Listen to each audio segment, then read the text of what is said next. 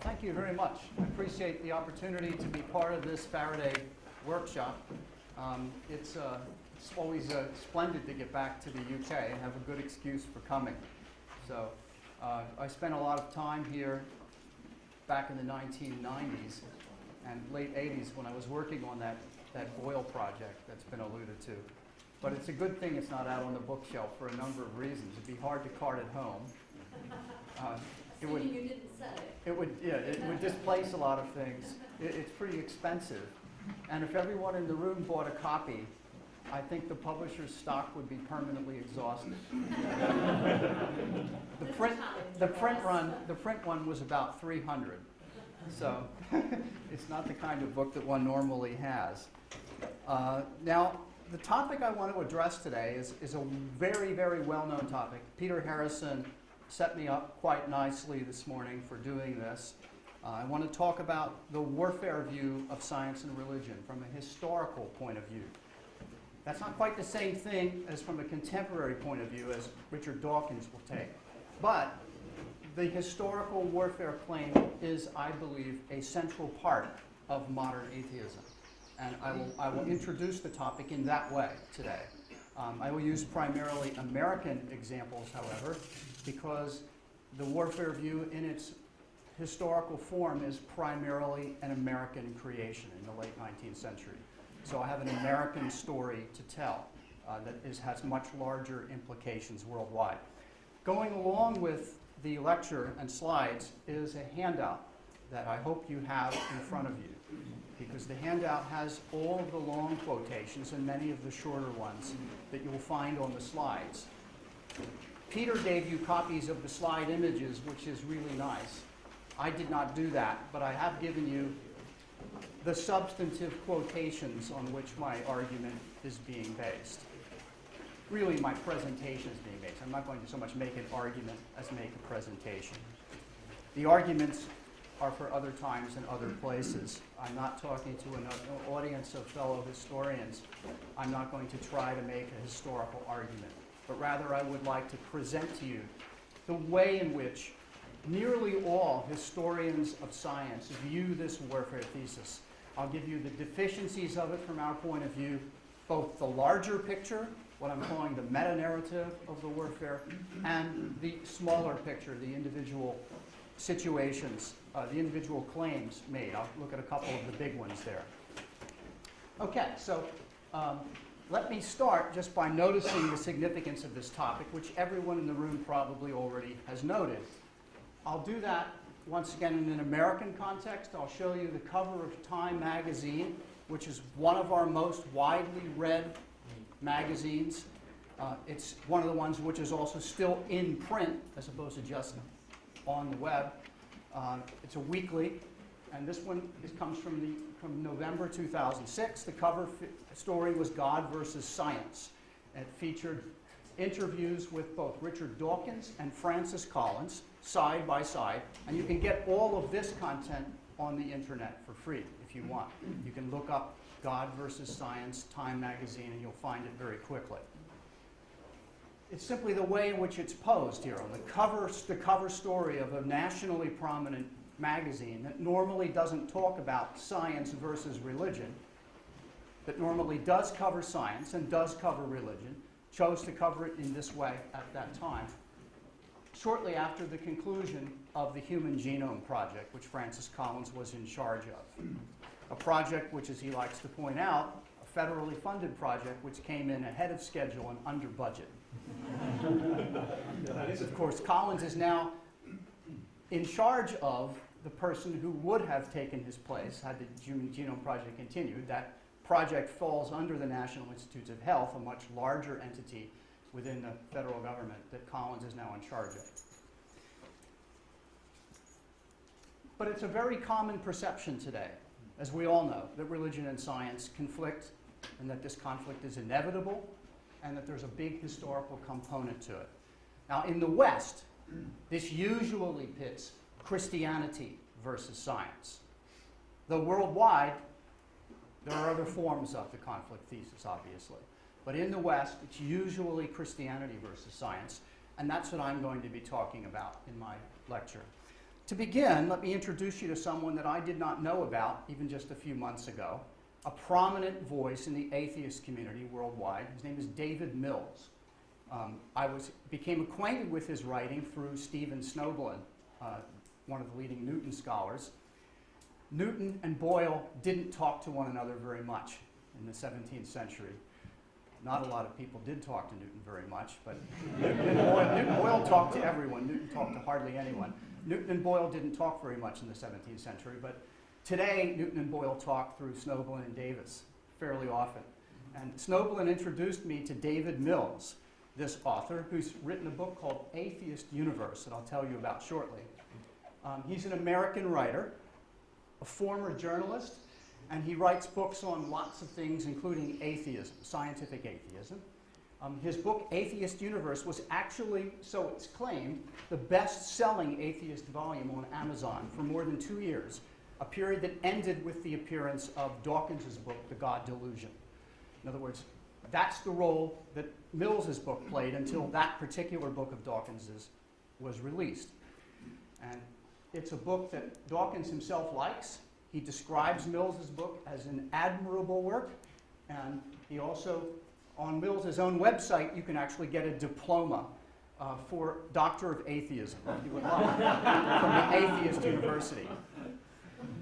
So, this is a person with a very large presence on the internet and a large following, cult following, in the United States at least, perhaps here as well, I don't know.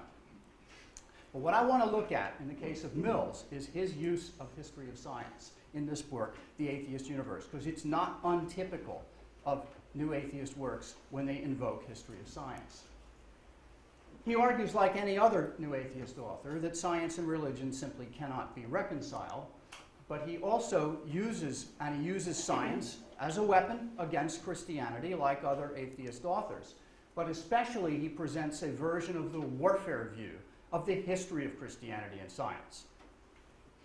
Here, for example, is one of his part of one of his paragraphs, and this is the first quotation you have on your page. So let's read it together.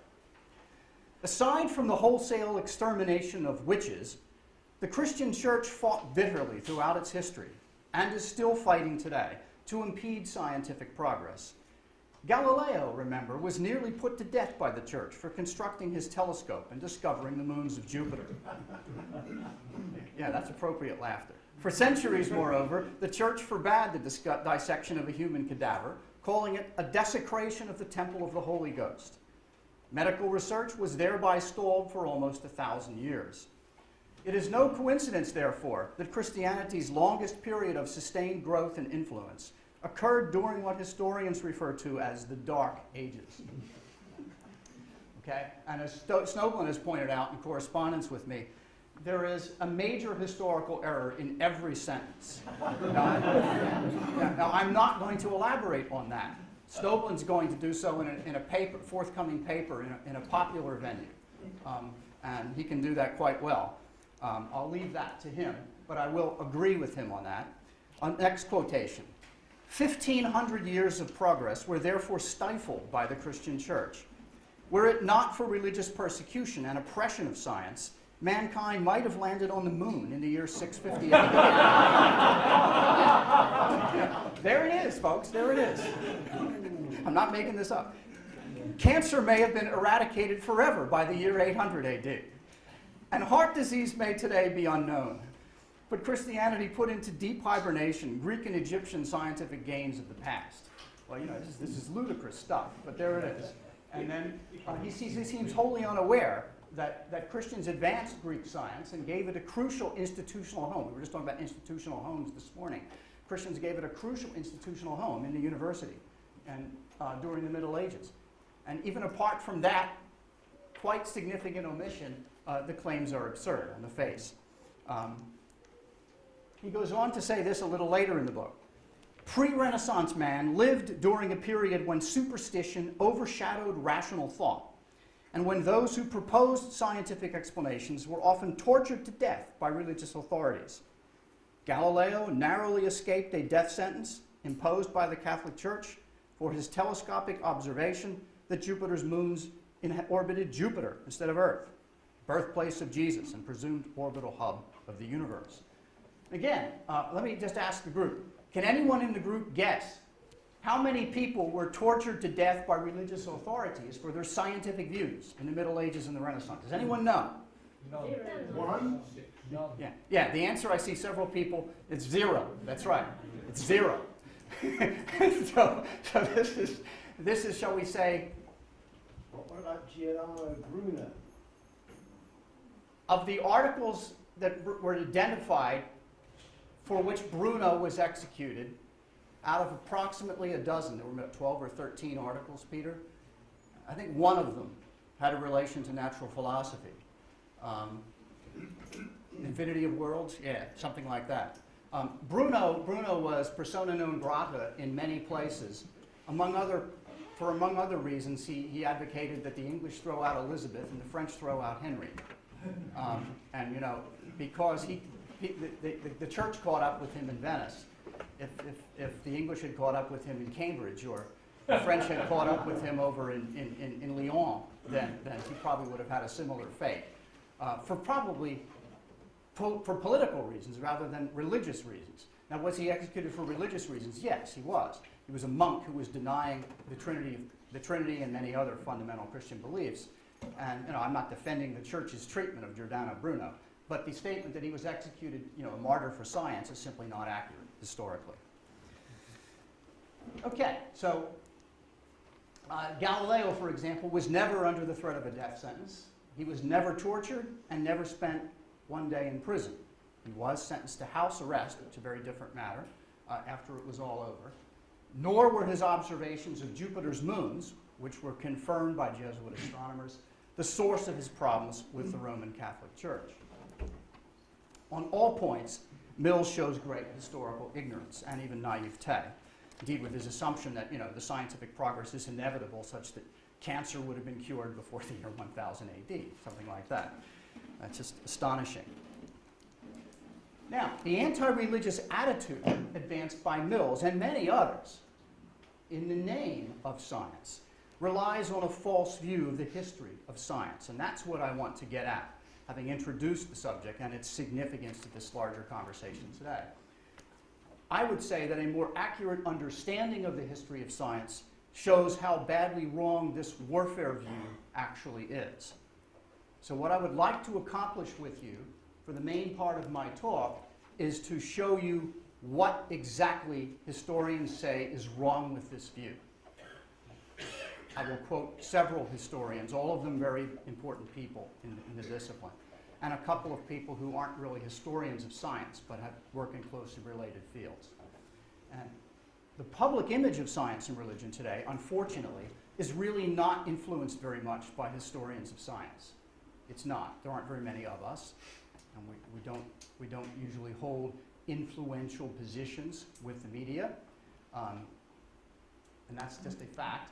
Scientists tend to control this image, and so do science journalists. And these are, by and large, very secular communities. Science journalists more so, I think, even than scientists, although I don't have data to support that. I suspect that is the case. And it's not very much influenced by people like Owen and Peter and I who work in history of science. Who are the experts on the history of Christianity and science, though? Well, you can say who they are. I think you know the answer to that question. It's not the people who are controlling this public image. They haven't read the primary sources. They haven't studied how to understand them in their historical context. But those of us who do are not the leading voices in this aspect of the conversation. Okay, so let's hear what those of us who do have to say about this warfare thesis of science and religion. Let's get specific. Okay, well, there are two levels of problems with this warfare claim. And one is the grand narrative itself, what I'd like to call the forest. And the other is at the level of specific claims, which I'll call the trees, okay, the individual trees. And let's spend most of our time on the forest, because this is where most of the commentary has been made, the grand narrative of an ongoing, inevitable conflict between science and religion. Well, ultimately this derives from the Enlightenment prejudice against religion. But in most of its forms, it actually has Today, it has specific American roots as to how this works out from the late 19th century. There are parallel developments in England, particularly with Thomas Henry Huxley and the secularization of education in England. But I think far more influential voices have come out of the United States in a post-Civil War context. The American Civil War was fought in the 1860s, and between the 1860s and the end of the 19th century is when higher education really took off in the United States. And we imported the research university model from Germany, starting actually with a university that didn't even have an undergraduate college at first, Johns Hopkins, and then moving on to other universities, including the so-called Ivy League universities. We also created a whole new kind of university during the Civil War called the land-grant college, which was devoted to engineering and agriculture and mining and practical education, in addition to the traditional liberal arts. So we had two major changes in higher education in the second half of the 19th century in the US. And that's the larger context in which this warfare thesis emerges. One of the people, though, who's involved in this story was actually born in England, even though he spent most of his life in America, and that's John William Draper. He was a professor of chemistry at what is now NYU, New York University, famous in science for taking the first photograph of the moon in 1839. I hope that's right, Owen, but this is what it is said about Draper. I'm no expert on Draper. His work, the work that I'm going to call to your attention today, however, has nothing to do with either chemistry or photography, and that is his famous or infamous book, A History of the Conflict Between Religion and Science, which was published in 1874. Now, that is primarily an anti-Catholic work. The fact that it appeared in 1874 is important. That's only a few years after the formal proclamation of the doctrine of papal inerrancy, and also essentially with the rise of Neo-Thomism in modern Catholicism. And Draper thought that was both of the things were bad. And it's primarily, I say, an anti-Catholic work. However, it contains a grand narrative which goes well beyond just problems with Catholicism. He says, for example, this, as you have on your handout: the history of science is not a mere record of isolated discoveries. It is a narrative of the conflict of two contending powers: the expansive force of the human intellect on one side, and the compression arising from traditionary faith and human interest on the other. So this is how he sets it up. His grand narrative is one in which science, of course, is part of the expansive force of the human intellect, and for him, religion and theology are the negative force, opposing forces throughout the history of the rise of science. The other voice is perhaps even better known than Draper, and this is a thoroughly American voice. He has no English origins at all, and this is Andrew Dickson White. Now, he is famous in the United States for a number of things, including at least these three things. One thing is he was a historian himself. He was actually the first president of the American Historical Association, which is shocking when you consider how incompetent his work of historical scholarship is on this topic. It's actually shocking. It tells you a lot about the state of mind of the historians in the United States in the late 19th century, that this is the case. He was also the founding president of one of our leading universities, Cornell University in New York. And he was the American ambassador to Tsarist Russia in the 1890s, when the Tsarist court spoke French in their diplomatic affairs.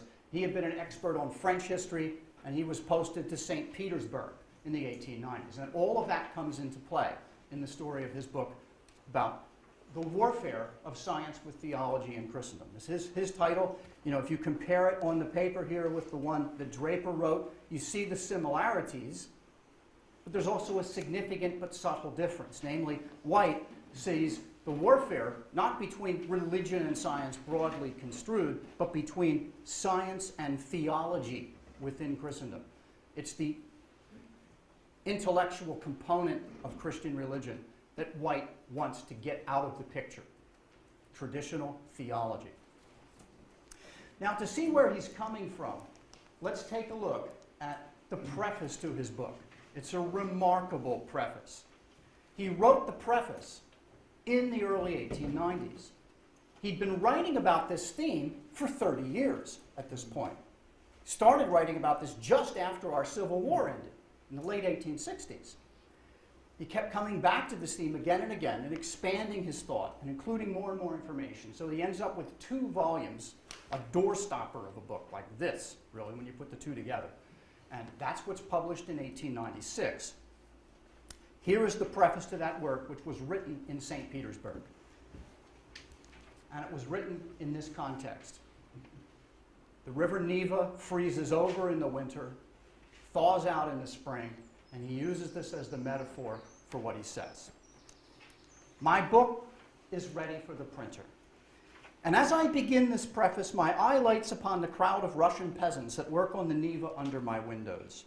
With pick and shovel, they're letting the rays of the April sun into the great ice barrier, which binds together the modern quays and the old granite fortress where lie the bones of the Romanov czars. Now that's the opening 2 sentences of a work of historical scholarship. It almost sounds like it's a work of fiction, and of course, indeed, it is. Now, he continues and he says, this barrier is already weakened. It is widely decayed and everywhere treacherous. But it is, as a whole, so broad, so crystallized about old boulders, so embedded in shallows, so wedged into crannies on either side, either shore, that it is a great danger. The waters from thousands of swollen streamlets above are pressing behind it. Everyone knows that it must yield. Now, you're probably starting to figure out what this terminology is about, what his metaphor is really about, right? You're starting to figure this out. Let's continue. But there is a danger that that is the barrier, it will resist the pressure too long and break suddenly, wrenching even the granite quays from their foundations, bringing desolation to a vast population, and leaving after the subsidence of the flood a widespread residue of slime, a fertile breeding bed for the germs of disease.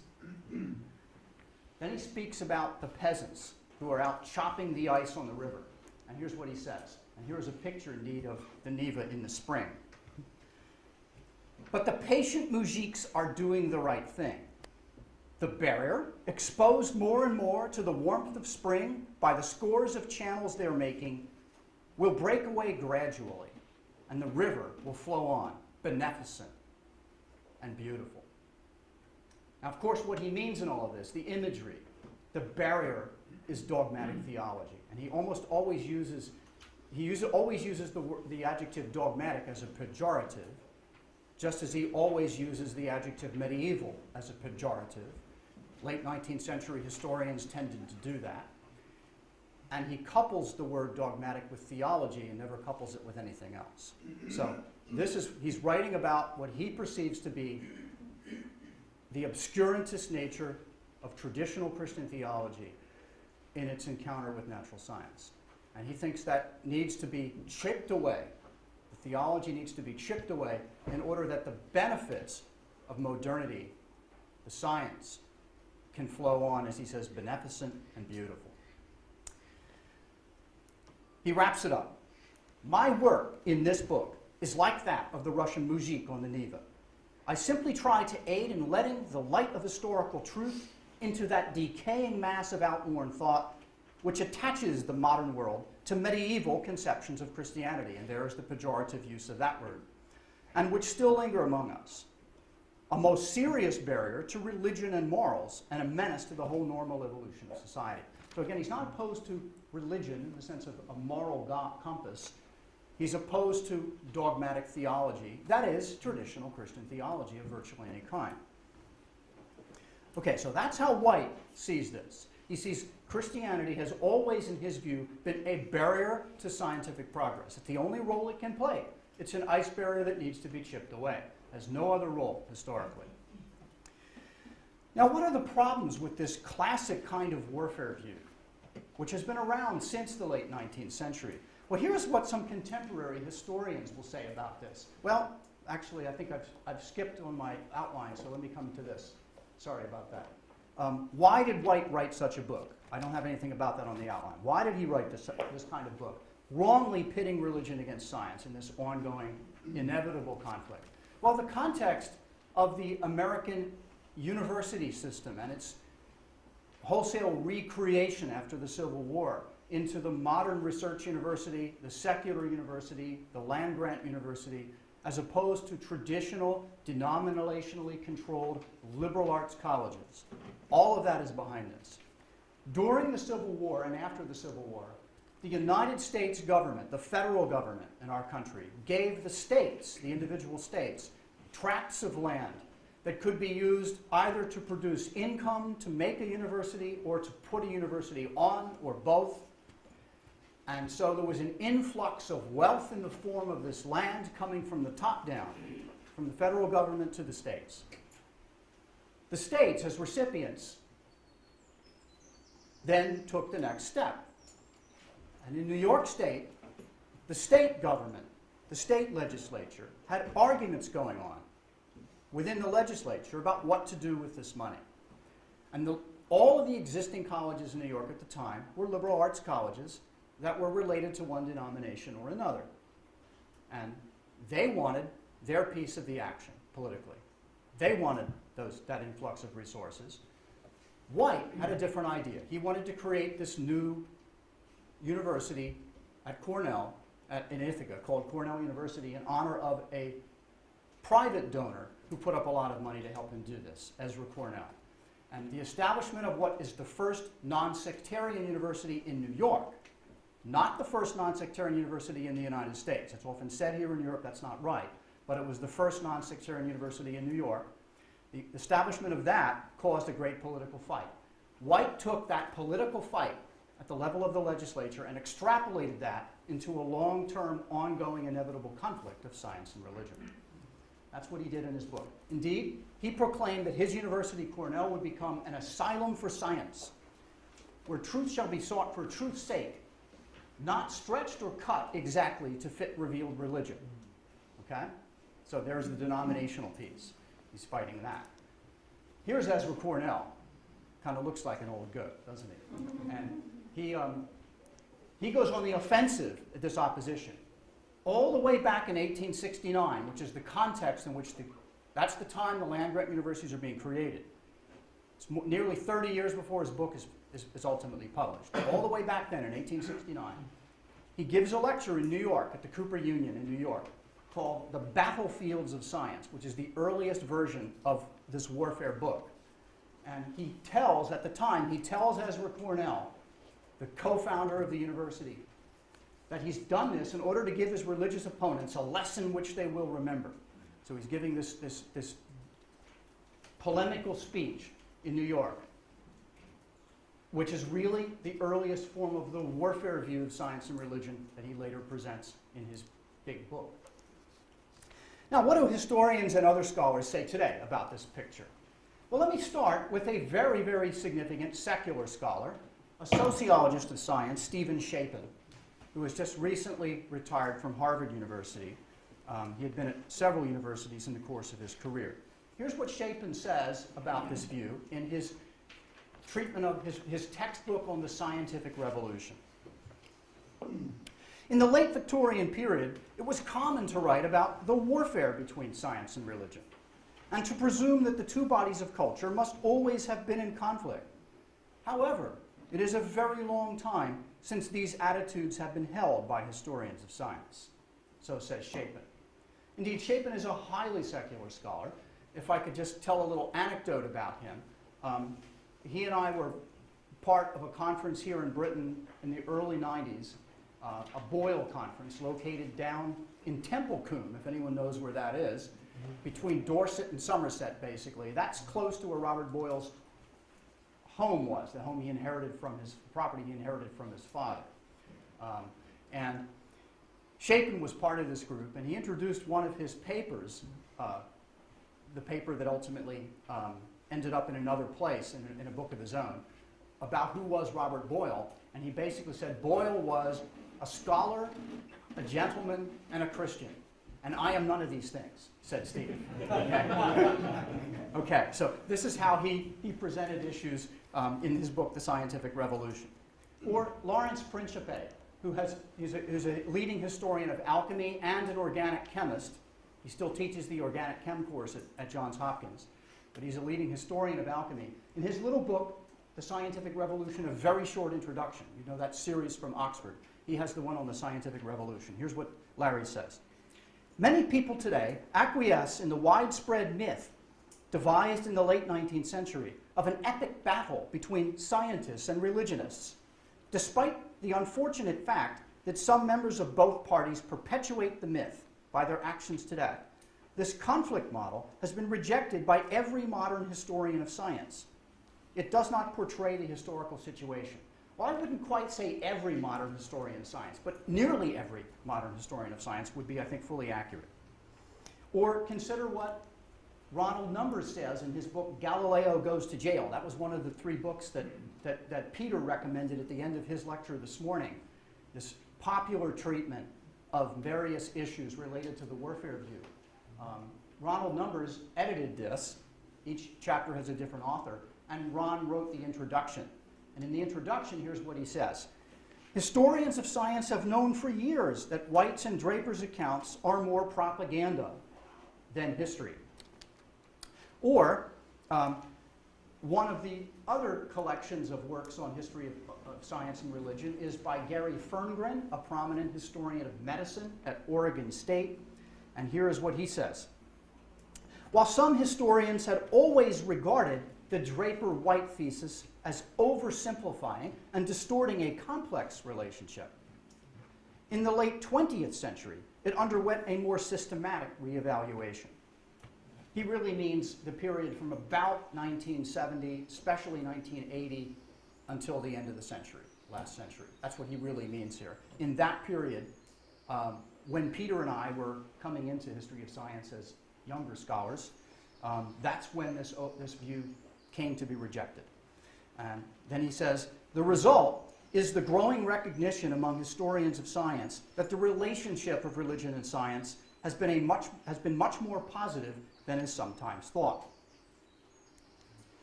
Or David Lindbergh, one of the leading historians of medieval science, a colleague of Numbers at Wisconsin, although both of those men are now retired. Here is what Lindbergh wrote with Ron Numbers in an article they did jointly back in the 1980s. For more than a century, historians of Christianity and science like White have wasted their time and dissipated their energies attempting to identify villains and victims, often with polemical or apologetic intent, and always within a framework heavily laden with values. I will continue to quote this particular article, which is the one I cite at the end of the of the abstract, which you have on another sheet. The abstract is on another sheet with the other abstracts. I cite the article there if you want to go find it. I'll continue to quote from that. Lindbergh and Numbers, there's the full citation there, but you have that on another page. They say this also. Historical investigation to date has revealed a rich and varied interaction between science and Christianity. Here's Ron Numbers. Although it is not difficult to find instances of conflict and controversy in the annals of Christianity and science, recent scholarship, now this was written in the 1980s, recent scholarship has shown the warfare metaphor to be neither useful nor tenable in describing the relationship between science and religion. The tenable there is the more important word, but neither useful nor tenable. Now, there's no claim here that science and religion have never been in conflict. That's not what Numbers and Lindbergh are arguing. They would acknowledge the presence of some instances of conflict and controversy. What they're saying is the big picture one assembles of the history of Christianity and science is much bigger than these individual instances, and that the big picture does not fit into this box, this conceptual box of conflict. Even though individual instances might fit that box more or less well, the overall picture doesn't fit at all. That's what they're saying. So please understand what's being said here in these kinds of terms. I like to put this as an inequality for my students, that's what's really being claimed here by Lindbergh and Numbers. The title of their article is Beyond War and Peace. They're not trying to claim there's an ongoing, inevitable peace between Christianity and science, but nor is there an ongoing, inevitable warfare or conflict. Whereas White was claiming that there really is an ongoing, inevitable conflict. You just have to remove the theology from the picture to get rid of this conflict. All right, well, what about if this is the problem, then how do we fix it? Well, they continue. One of the great attractions of White's view is its simplicity. Few qualifications and nuances detract from the clarity of his picture. The memorable imagery found in his writings, and you've heard some of that already, helps to explain their remarkable longevity. And that preface I read you is absolutely characteristic of the tone of the entire work. You can pick up any section you want, look at even the titles of the chapters and the sections, and you'll see the same kind of rhetoric used all the way through the book. Unfortunately, they continue, what Lindbergh and Numbers continue, we will never find a satisfactory alternative of equal simplicity. Any interpretation that begins to do justice to the complexity of the interaction between Christianity and science must be heavily qualified and subtly nuanced. Clearly a disadvantage in the quest for public recognition, but a necessity nonetheless. In America, we call this type of situation, when people speak, they want simple pronouncements that covered everything. We call that sound bites. Sound bites. He's saying no sound bites. This is not a sound bite situation. One can't get sound bites to do an adequate job here. One needs a heavily qualified and nuanced interpretation. Now, Peter already referred this morning to the idea of the complexity of the history of science and religion. And as he said, that's kind of one of the, almost the new reigning paradigm. He was contrasting his position somewhat with that this morning. And indeed, if there is a reigning paradigm today, that might be what it is. And John Brooke, who has spoken, I'm sure, many times for Faraday conferences, is most associated with this view. So here is John Brooke, who preceded Peter as the first Andreas Idris professor at Oxford. And John says this: serious scholarship in the history of science has revealed so extraordinarily rich and complex a relationship between science and religion in the past that general theses are difficult to sustain. As we would say in the States, that's a classic example of British understatement. General theses are difficult to sustain. The real lesson turns out to be the complexity. Now, of course, this isn't really a thesis, is it? It's the difficulty of forming a thesis is what he's talking about. The difficulty of forming a general thesis is exactly what he's claiming. But this is sometimes called the complexity thesis today amongst historians of science. Okay, enough of that already. Now, my way of summarizing all of this is to say the following. It's kind of axiomatic in history, at least I think it's axiomatic in much of history, that the larger the historical target, the harder it is to hit. And what White is doing here in his book, and many others are trying to do in their books, are to hit a bullseye where it's not evident even where the target is in many cases. So it's an enormous historical question. We've had that raised already this morning also in the talk about Islam and science. The enormity of the question of comparative cultural questions about what was happening in Islam in the Middle Ages versus what was happening in Europe in the 16th and 17th centuries.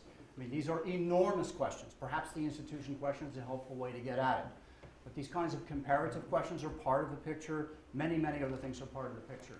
Some of these questions are indeed enormous. But this warfare view entirely misses the target.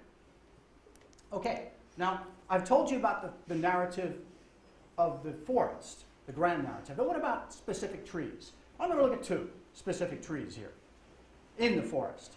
Kinds of claims that White and Draper made that are absolutely ridiculous claims, but that are very, very well-known claims about major historical episodes in the history of Christianity and science. The two I want to look at are the reception of the Copernican theory that the Earth goes around the sun, specifically the attitudes of Calvin and Wesley toward that, and Columbus and the flat Earth. A completely false story that's still taught to many American school children. I don't know what's taught in schools in other parts of the world, but many American school children are still taught that Columbus had to prove the Earth was round against opponents who thought that it was flat. And that's complete fabrication. fantasy. So I'll get into that. Both of these problems illustrate a huge problem with White. Namely, what historians call primary sources, that is, the literature from the period under study, what was written at the time. White seems, even though White was a professional historian, highly respected in his field. In this particular work, he appears to have consulted primary sources about as often as he watched television. But he gives you the impression that he has, because in his work is full of footnotes. Here's what the late Colin Russell said about this. Colin just passed away a few months ago.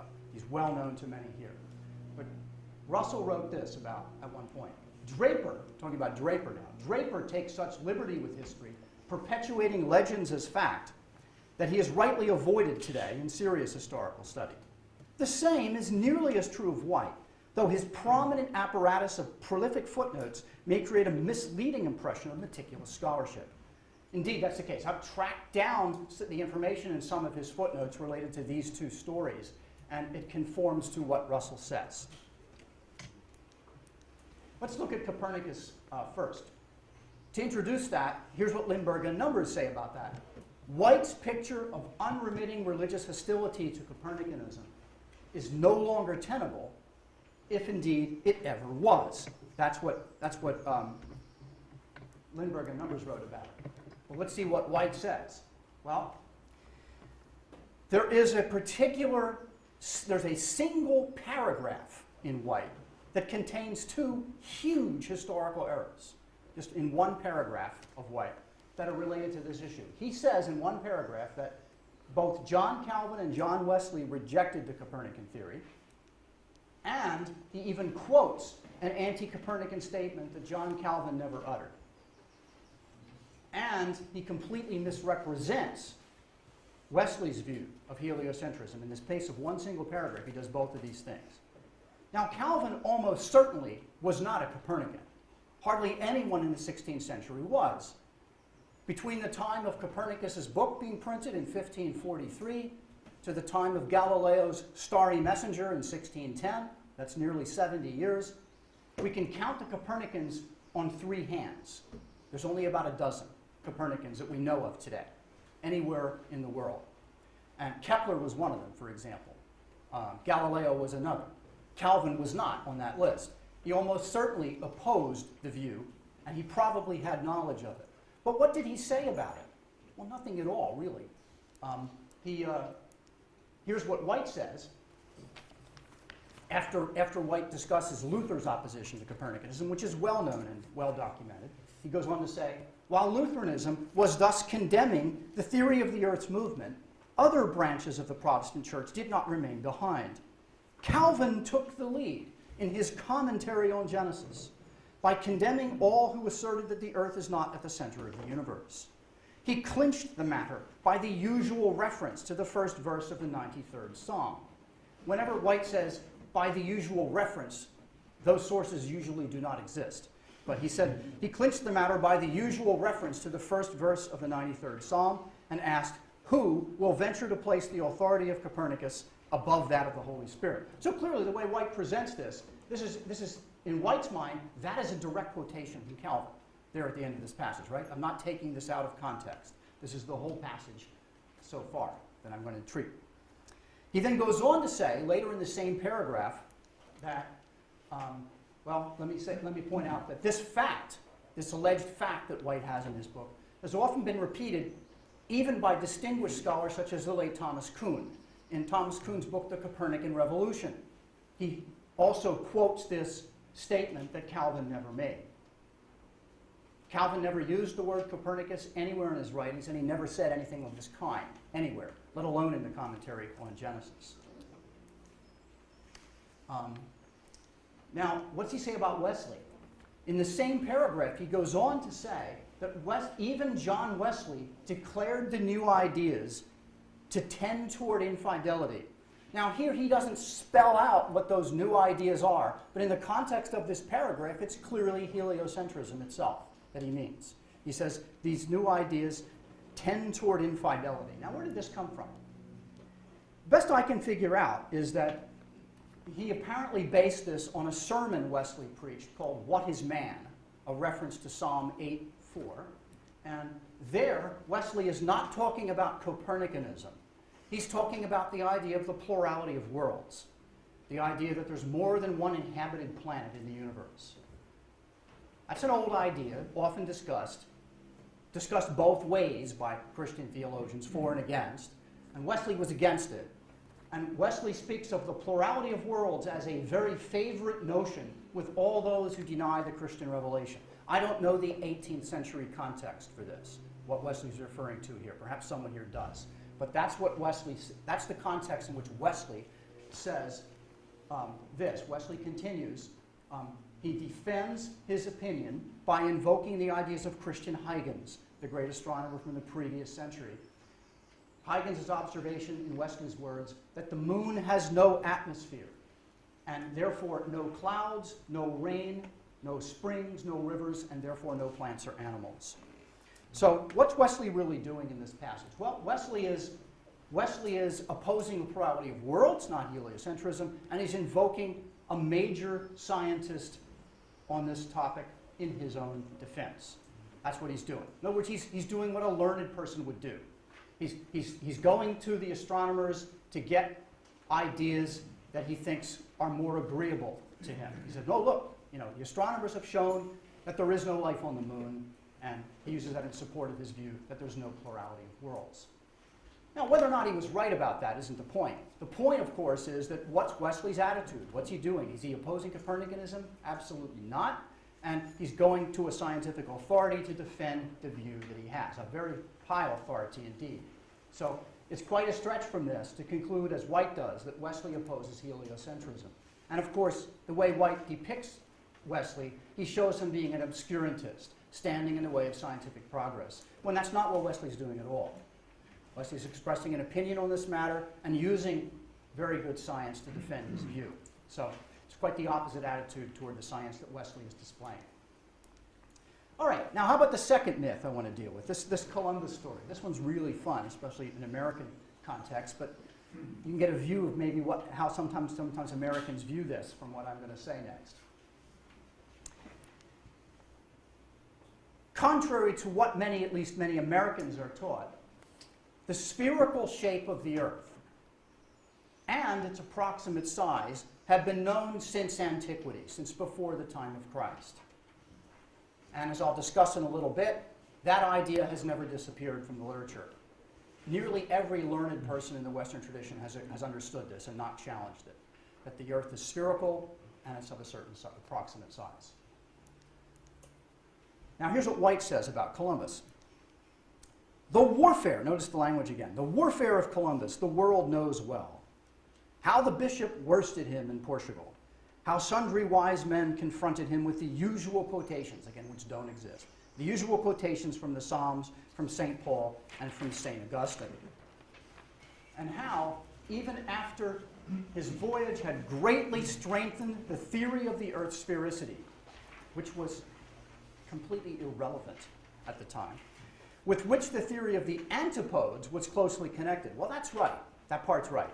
The church, by its highest authority, solemnly stumbled and persisted in going astray.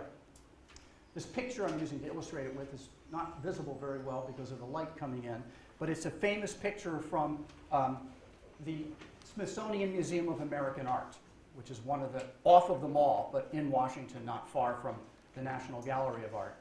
And it's painted in 1841, Columbus before the Queen, and it shows a globe right down here on the floor. Columbus is trying to persuade Isabella to invest in this voyage and trying to persuade her that the Earth is round, and so the voyage makes sense. Then he continues, White continues. In 1519, science gains a crushing victory. He means, of course, over theology, victory over theology. Magellan makes his famous voyage. He proves the Earth to be round, for his expedition circumnavigates it. Yet even this does not end the war. Many conscientious men oppose the doctrine for 200 years longer. Well, this is complete fabrication. Everything in that passage is wrong. Nobody had to prove the Earth was round in the 16th century. Everybody knew it was already. What surprised people in the voyage of Magellan was that when they came back to harbor after the end of the voyage, and of course Magellan didn't make it through the voyage himself, but when they came back at the end of the voyage, their own reckoning of the calendar was 1 day off from that in the harbor. That surprised people. You can think about that and realize why that was. But the roundness of the earth was just not an issue. How about Draper? Here's what Draper says about Columbus. He says, a European-wide phenomenon of scholarly amnesia afflicted the continent from AD 300 to at least 1300. This is the sort of Dark Ages picture that you've heard a lot about already today. During those centuries, Christian faith and dogma suppressed the useful image of the world that had been so slowly, so painfully, and so scrupulously drawn up by ancient geographers. This is the classical view that science begins with the Greeks, and then the Christians muck it all up. And then eventually, the secular influences come back in the scientific revolution, and reason is restored. And of course, that's completely false picture historically, as Peter's already spoken to today. But here it is, again, in Draper. Okay, well, what do we make of all this? Well, I would recommend to any of you interested in this topic a very short book. When I say a very short book, it's less than 100 pages, and it's even got pictures. It's a book by Jeffrey Burton Russell, who is an expert on medieval intellectual history, who has written books on the history of hell, the history of heaven, many such types of works. This one's called Inventing the Flat Earth, Columbus and Modern Historians. Russell has recently retired from a position at University of California, Santa Barbara. Santa Barbara is about as close to heaven as one can get, I suppose. So if one's going to write a history of heaven, you might as well do it in Santa Barbara. But he says, as he points out, Columbus's critics at the time were right. But what the argument was about was not whether the earth is round or flat, but how big around it is. What's the circumference of the earth? Columbus argued for the position that the earth is a lot smaller than it was known to be. Several thousand miles shorter in circumference than it was thought to be at the time. And that Asia is much bigger than it was thought to be. And he concluded then that it was about 3,000 miles due west from Spain to Japan. Whereas his critics had a much better idea of how far the distance really is. It's more like 4 times that much. And the state-of-the-art voyage that one could make at the time wouldn't get you to Japan. It would barely get you to Japan if it were 3,000 miles away. So he was trying to persuade the crown to invest in that voyage, that risky voyage, which could possibly be done pushing the envelope. Whereas 12,000-mile voyage just can't be done. And the crew would all be dead. And this is what the argument was about. So the scholars, who were, of course, Catholic university professors, are arguing against Columbus, advising the crown not to invest in this crazy idea. Whereas Columbus is saying, let's invest in this. As Russell shows, Christian scholars simply didn't believe in a flat earth, and they never really had. There's only a handful of such scholars throughout the whole period from the early church right down to Columbus's day. Ancient measurements of the Earth's circumference were well known. They were sometimes disputed a little way, one way or the other, up or down, plus or minus, but the basic conception was accepted. And as Russell says, nearly unanimous scholarly opinion pronounced the Earth spherical. And by the 15th century, the age of Columbus, all doubt had disappeared. Now, where did this myth come from? Well, it has a couple of different sources. One of them is French. But in the English tradition, English-speaking tradition, the most important source was Washington Irving, an American novelist who was ironically working in France at the time he wrote this particular work that I'm going to mention to you, his popular biography of Columbus. This is it. It's a massive 4-volume work published in Paris in 1829, A History of Columbus, where he presents Columbus as an American hero in the years of the early American Republic, creating an American hero who's arguing for the progress of knowledge, for truth, against the ignorant authorities, the authorities who are opposing him and who are Catholic university professors. This is a period of prominent anti-Catholicism in America. And he's picking up on that as well. He's trying to make these Catholic authorities look stupid in the way they're behaving in the story of Columbus. Well, why does this all matter? Well, I think for many of you, Dan wrote a separate article about it later. But there are 19th century sources prior to White where that quotation is lifted from. So my emphasis was that White himself doesn't seem to have checked the primary sources himself. And when you're writing about someone as minor as Calvin or Wesley, you would think you'd want to check those sources when you're about to make a pronouncement about these people. So Ted, are you saying then that they were not intentionally fraudulent, or that they potentially were? Without being there, I don't know, but I simply say it's incompetent scholarship. That's what I'm saying. Because it happens so often in White's book. These are two examples I could have given of many where these kinds of things are there. The bigger picture is bad enough, but then when you start getting down to the level of the so-called facts, there's a great deal of invention going on there somewhere along the line. I think if he had actually checked the primary sources, he would certainly not have misquoted Wesley to this effect, and he would not have invented this from John Calvin when it isn't anywhere in Calvin's writings. So that's what I'm trying to suggest here, that he did not do this very carefully. Just following up on Ruth's question, you mentioned the kind of line just at the beginning of your lecture saying you thought that Draper and White had come out of the Enlightenment prejudice against religion. I wondered, could you comment more on whether Draper and White had any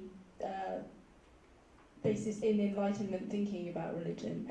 Is that where they got their conflict thesis from originally? Well, that's a good question, but I haven't quite actually said they come out of the Enlightenment prejudice. I think the warfare view originates there. The idea that science and religion are in conflict with one another is an Enlightenment tenet. And it's especially seen in Diderot's encyclopedia. But it comes out in the kind influential today is more of a historical warfare view, such as White and Draper present. And that's much more of an American in its origins, in its context. I just think it's obviously Draper and White are sometime after the Enlightenment. So I was wondering, is it anyone apart from Diderot, or is that? Well, the general milieu that science is progressive and religion is not. They clearly buy into that. I don't know whether White wrote a history of the French Revolution, for example. Perhaps he did. I don't know that. And what Draper did not. But Draper did write another work on the intellectual history of Europe that is very similar in tone to his religion and science conflict book. Can we just say that that historians of science have so far succeeded in debunking the warfare view of science and religion, but without being able to provide an alternative narrative of which brings together a narrative which would compete the warfare view of religion and science. So deconstructing without constructing an alternative view. Yeah, it's a fair criticism. I was saying, you can't just go out and do this in a fortnight. But we recognize what the problem with the traditional narrative is. How does one then convey an alternative picture that is accurate and equally simple? That's what Lindbergh and numbers think you cannot do. Now whether one can or not, I think is still an open question. But certainly it has not yet been done.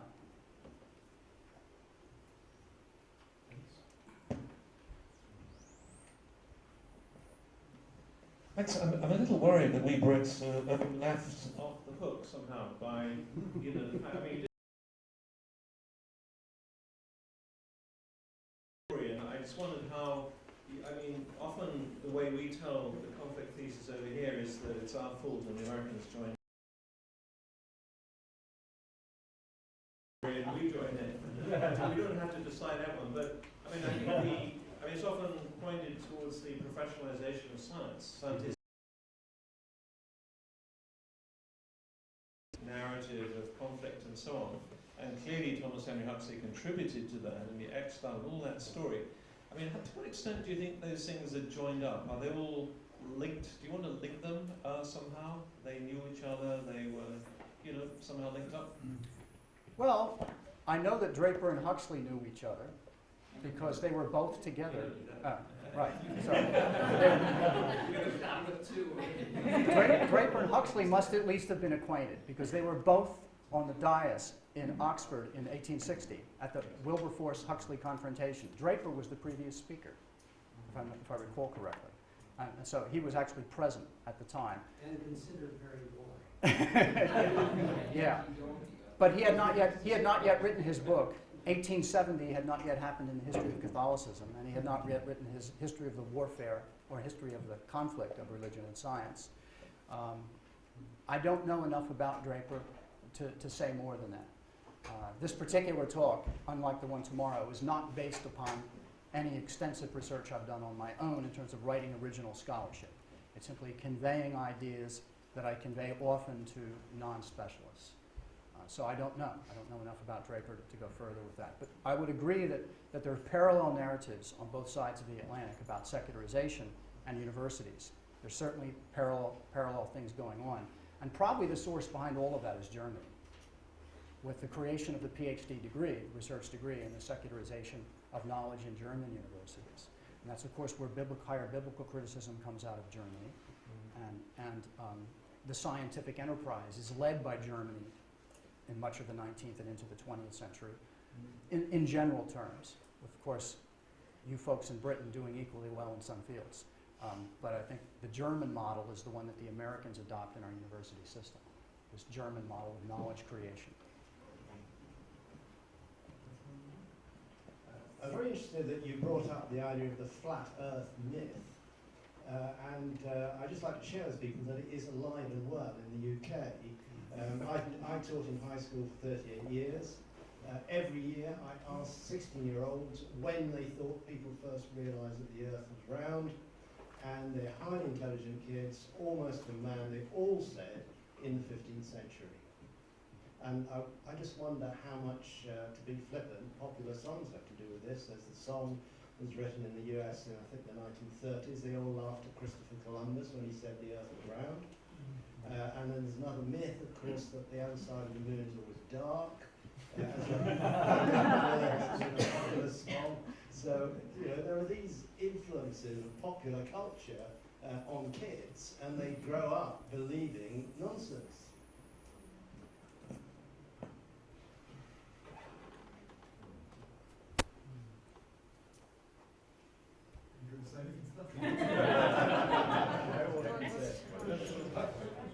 What else? What can one say, right? This isn't a particularly intelligent question. I'm just curious. So at what point then, because you've debunked a lot of things for me today, at what point did people stop believing the Earth was flat then? I mean, when did this happen, or was it a myth that anyone ever did? Well, when we talk about people stop believing, we're really talking about people whose views we know, right? And historically. And very, very few people were literate before the 19th century. And certainly before the 16th, 17th centuries, but especially even on a wide scale before the 19th century, very, very few people were actually literate. And so, do we really know what they thought? It's hard to tell. There might be other ways of finding out. But in terms of writing that we have in the Western tradition, here I'm defining that to mean basically the Mediterranean world and everything that inherits from that, including all three of the major monotheistic faiths coming out of that context. The number of writers we know of in the Christian tradition, for example, who oppose the sphericity of the earth explicitly, say that the earth is not round, and whether or not they give a scriptural justification for that is very, very small. Russell's list is only something like 6 or 8 in all that period from the ancient world down through the time of Columbus that he's looking at. It's very, very few. And as he said, he couldn't find anyone in the 15th century who opposed the sphericity of the earth. The most prominent historical example is usually Lactantius, one of the church fathers. The other example usually put forth is a fellow from the Byzantine civilization named Cosmas, who I think is both a monk and a merchant at various times. And he does argue for an alternative picture. He thinks a more biblical cosmology does not have a round earth. And he may have had some influence in Byzantine circles. That's a bit unclear. I've seen a couple of papers suggesting his influence may have been not isolated to him. But it's certainly nothing that ever really takes off and becomes a dominant idea there. Does anyone know more about this than I do? I don't know much about this, about the history of this idea. One thing to say though, there are mosaics that show, you know, on the literacy issue, which I think is an important one. There are mosaics that show a spherical cosmos, and there are symbols. The orb is a symbol of the world, so it's spherical. So there are depictions in iconography of a spherical world. It's a classic one of God as a geometer. And there's, again, the world is spherical. So even if people can't read the sources, there are visual depictions of the spherical world from very early on. Absolutely right. In fact, when I talk about this sometimes in class, I'll show a couple of these. I think I might have one here, ready at hand. Yes, I do, right here. Here's a pre-Copernican image. This is from Fra Angelica.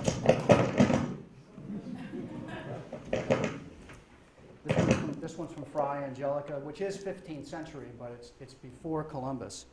And of course, this is a painting rather than a sculpture, but there's enough perspective in there that you can tell he intends a three-dimensionality for the globe. And there's a lot of sculpture from the Middle Ages that has an equivalent image. And I was just this past week in Norway, where I saw the crown jewels of Norway, which are essentially, they're in Trondheim, it's essentially the same as the crown jewels in England, except they're not as elaborate. And I don't know how old your orb and scepter are, but how old is the orb and scepter in the coronation of the English monarch? Very. Very old? Right. The Norwegian jewels are, I think, 19th century, but you know they're older than that. But, okay. But, yeah, if they predate Columbus, as I suspect they do, the English crown jewels, then your scepter, your orb and scepter, right? That's your orb is the earth, and there's a cross on it, and that's deliberate, right? So this is a round earth that you have here in popular English mind, going back as far as that goes. So you have many images of this. It's astonishing to me, in fact, that this flat earth myth arises in the 19th century, when it's also the time when people like Jakob Burckhardt are creating the discipline of art history. And you have all of these artistic images of a round earth, and yet nobody's standing up and saying, hey, wait a second, people didn't believe this in the Middle Ages. Do you want to use your mic? Because this one's, it's feedback. Can he make a comment? I just wanted to make a very quick comment. Oh, it's just to do a plug. So we have a Faraday associate called Pablo de Filipe, who's Spanish based in Madrid.